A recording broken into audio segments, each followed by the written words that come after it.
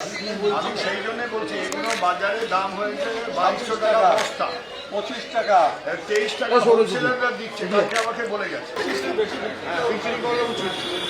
আলুর দাম পড়ে গেছে, তোমার এই আলুর দামও পড়ে গেছে। মানিকতলা বাজারে এসে কার্যত আলুর দামের ক্ষেত্রে কিছুটা হেরফের দেখে ক্ষুব্ধ হলেন টাস্কফোর্সের সদস্যরা। বারবার সতর্ক করেও ফল মিলছে না, হাতে নাতে তা টের পেলেন টাস্ক ফোর্সের সদস্যরা। মুখ্যমন্ত্রীর ধমকের পরও আলুর দাম নিয়ন্ত্রণে আসেনি। বৃহস্পতিবার মানিকতলা বাজারে সবজির দর খতিয়ে দেখতে অভিযানে যান টাস্ক ফোর্সের সদস্যরা। কি দেখলেন তারা? আলুর দাম কোথাও 30, কোথাও আবার 34 অথবা 35 টাকা প্রতি কেজিতে বিক্রি করছেন বিক্রেতারা।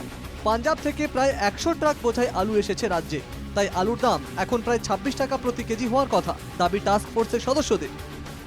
পাঞ্জাবের আলু 100 ট্রাক ঢুকেছে গত 3-4 দিন আগে।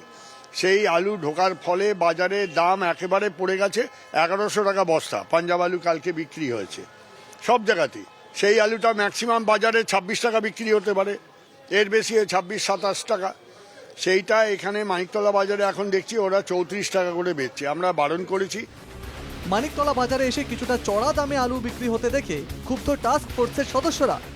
এই বিষয়গুলি নিয়ে যাতে করে দ্রুত ব্যবস্থা কার্যকরী করা হয়, বিশেষ করে সাধারণ মানুষের নাগালের মধ্যে আলুর দামকে নিয়ে আসা সম্ভব, সে বিষয় নিয়ে একপ্রস্থ নির্দেশও দিলেন ব্যবসায়ীদের।